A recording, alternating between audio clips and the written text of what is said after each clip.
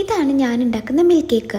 ഇത് ഞാൻ സ്റ്റോറി വെച്ചപ്പോൾ കുറച്ച് ആൾക്കാർ, കുറച്ചെന്ന് പറഞ്ഞാൽ ഒരു 4-5 ആൾക്കാർ ഇതിന്റെ റെസിപ്പി പറയുമോ എന്ന് ചോദിച്ചിട്ടുണ്ട്. അങ്ങനെ നിൽക്കുമ്പോൾ ഇൻസ്റ്റാഗ്രാമിലെ എൻ്റെ റീൽസ് ഞാൻ ഇങ്ങനെ സ്ക്രോൾ ചെയ്ത് നോക്കിയപ്പോഴാണ് എനിക്കൊരു കാര്യം മനസ്സിലായത്. എൻ്റെ പേജിൽ സ്വീറ്റ്സിന്റെ റെസിപ്പി വളരെ കുറവാണ്. അതെന്ത് പറ്റിയെന്ന് ഞാൻ ഇങ്ങനെ ആലോചിച്ച്. എൻ്റെ വീട്ടിൽ ഏറ്റവും കൂടുതൽ മധുരം ഇഷ്ടപ്പെടുന്ന ആളാണ് ഞാൻ.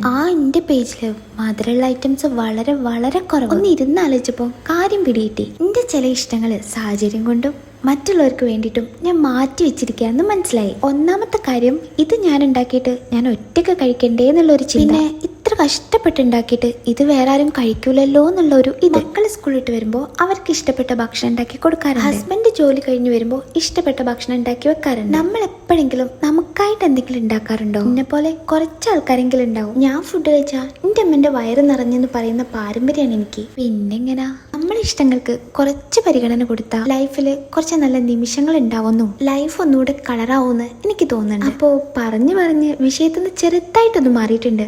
റെസിപ്പി ഞാൻ ഡീറ്റെയിൽ ആയിട്ട് ക്യാപ്ഷനിൽ കൊടുക്കാം കേട്ടോ.